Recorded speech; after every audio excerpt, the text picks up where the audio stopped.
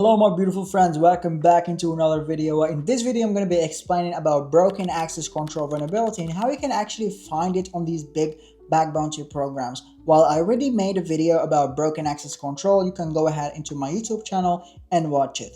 In this video I'm going to be explaining or going through a lab or a hands-on lab on a real lab that I made for you just to practice your bug bounty skills. Well, I tried to make this lab more realistic based on the reports or based on the vulnerability I really find on these bug bounty program. Well, if you're interested learning more about broken access controls, please click the like button and subscribe button and let's just get started. So we're gonna start by solving this lab right here. As you can see, is a secure app, is a normal application. You can install it on GitHub. You can go into my GitHub, basically do get clone and install the requirements files and basically run python app.py and you will have a URL that you can test for it. Okay, so I tried to make this lab based on my previous reports when I was hunting for broken access control. I tried to make it as realistic as possible, so you can just go and install it and you'll practice your broken access control skills.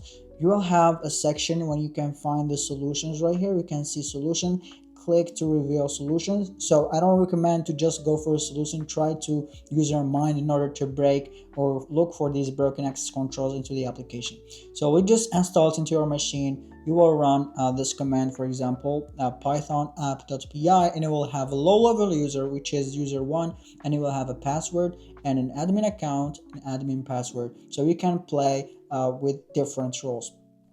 Just go to our application and try to log in for a low-level user and see how things work or what functionalities this user actually have.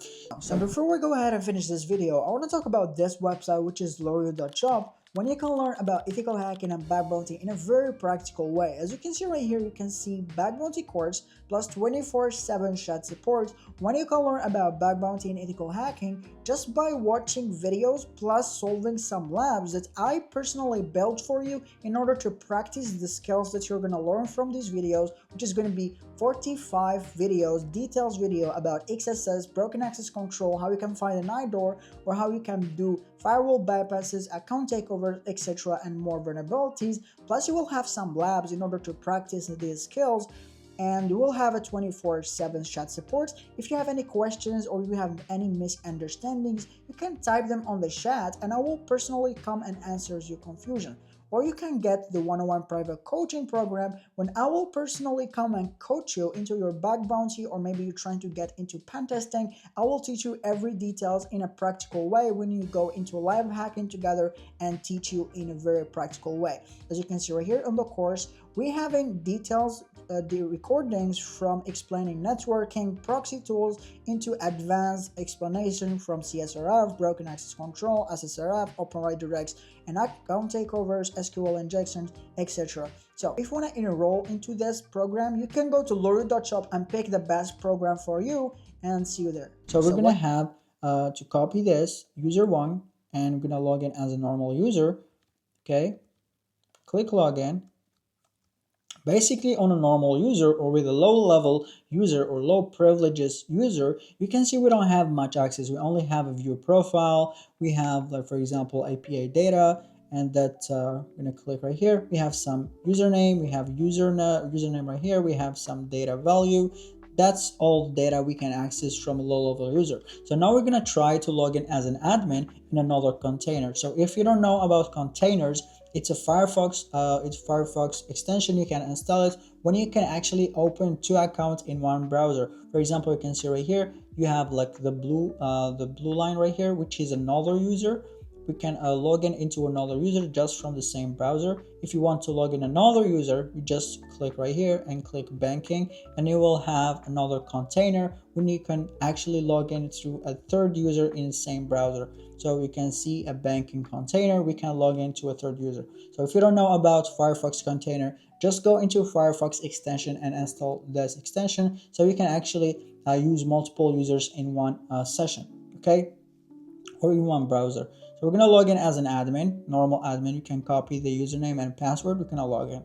As you can see on the admin account, we have more privileges or we have more data. So for example, we have the system settings, we have the API keys and secrets, and we have organization API keys, alpha keys, and we have a beta, gamma, API keys, secret token, etc., etc. And we also have all users data plus the secrets of these users. So this is what we can actually look for. This is what we need to be looking. So if we go back into a normal user, we can see we don't have access to this data.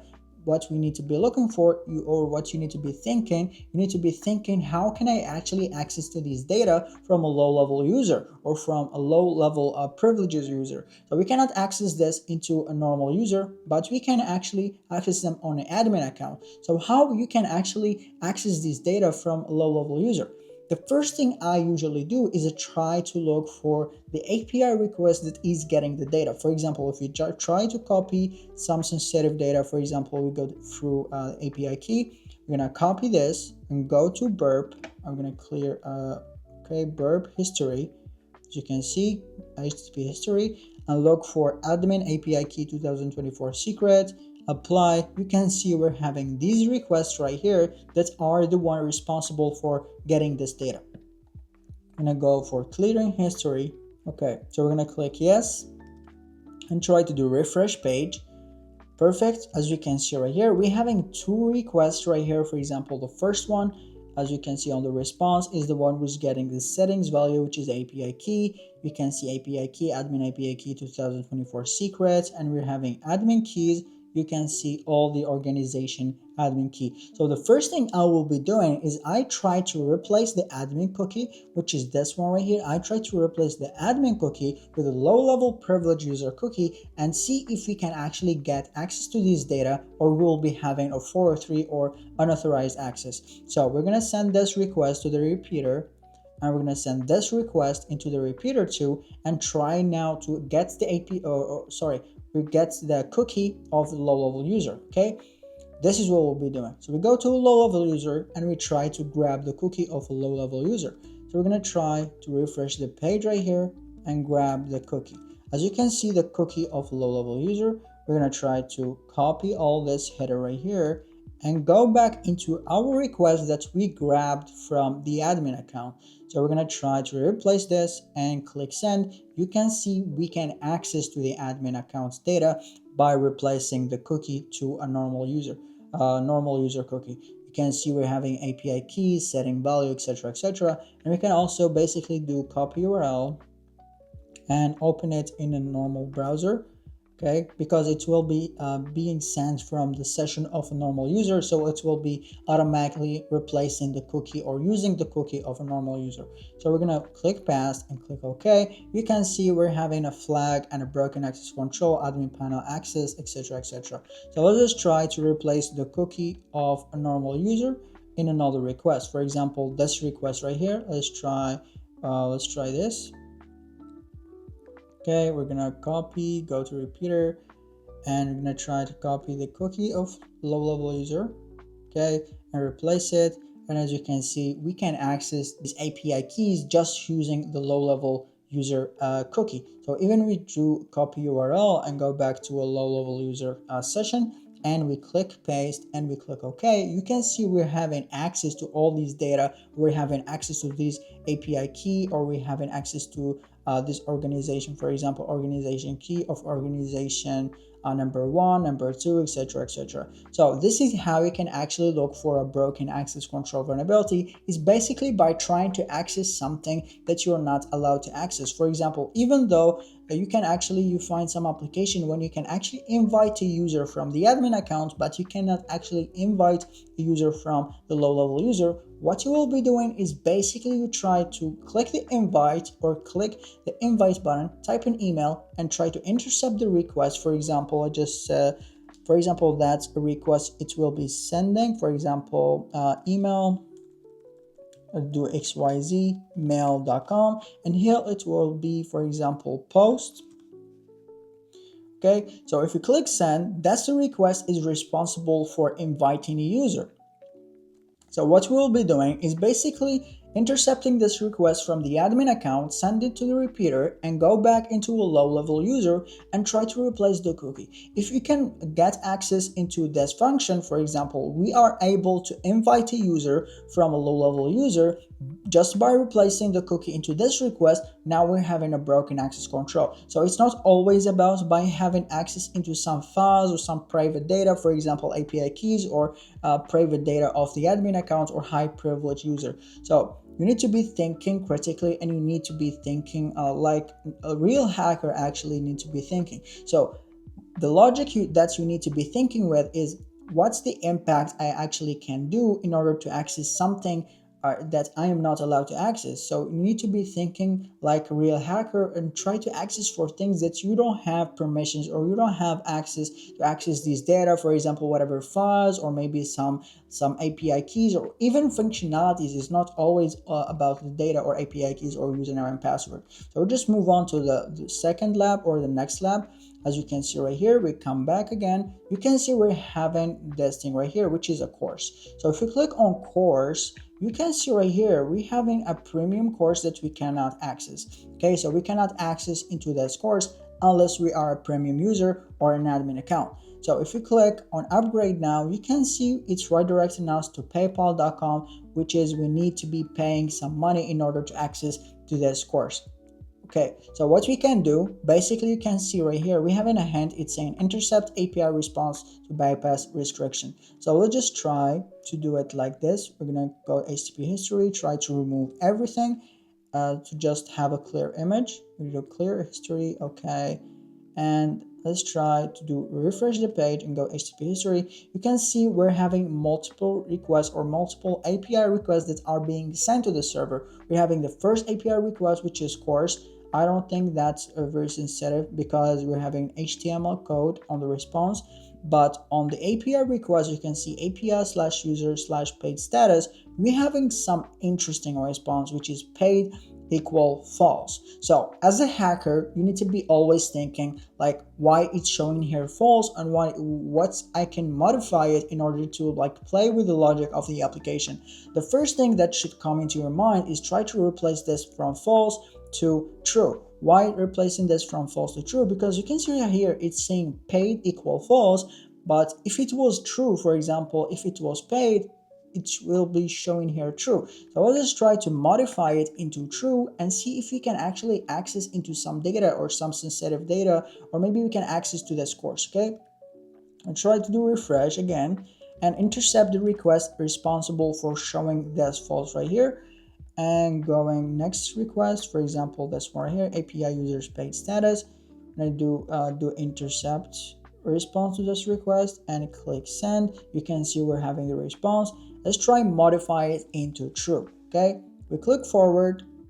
Okay, now we can see that we had access to the course. For example, you can see we're having access to this course content. You can see how to choose a target, an idle, or a cross-site scripting, which is the videos you can find in my YouTube channel. So this is how you can actually look for broken access control vulnerabilities.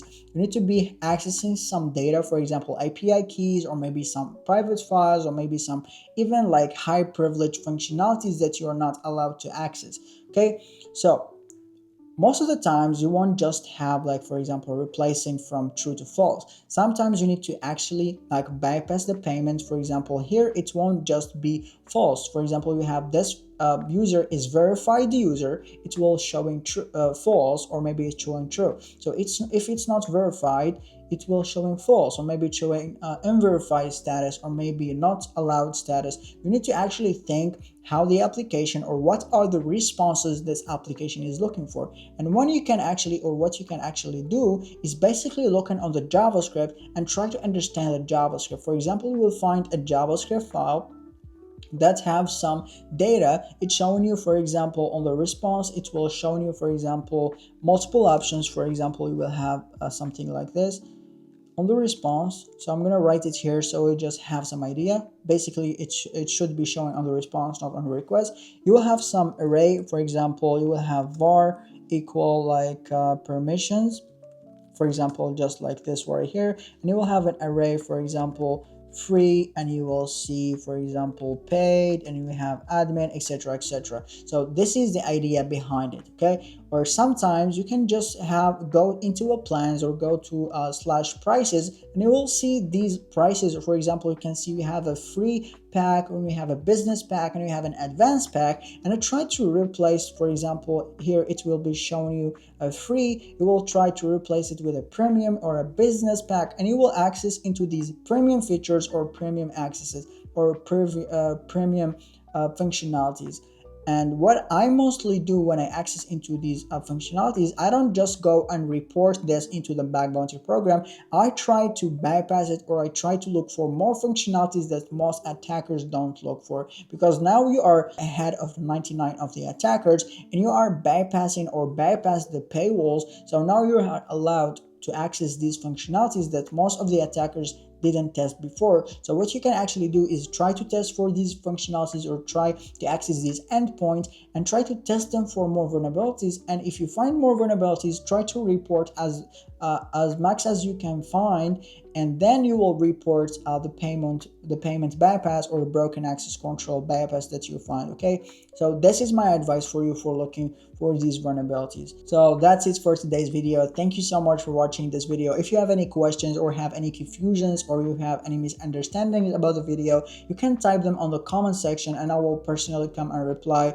to your questions. And I also included the one-on-one private coaching link and the course link. You can find it on the description. If you're interested, click the link and I will see you there. And thank you so much for watching this video. Don't forget to click the like button and subscribe button, and see you in the next one.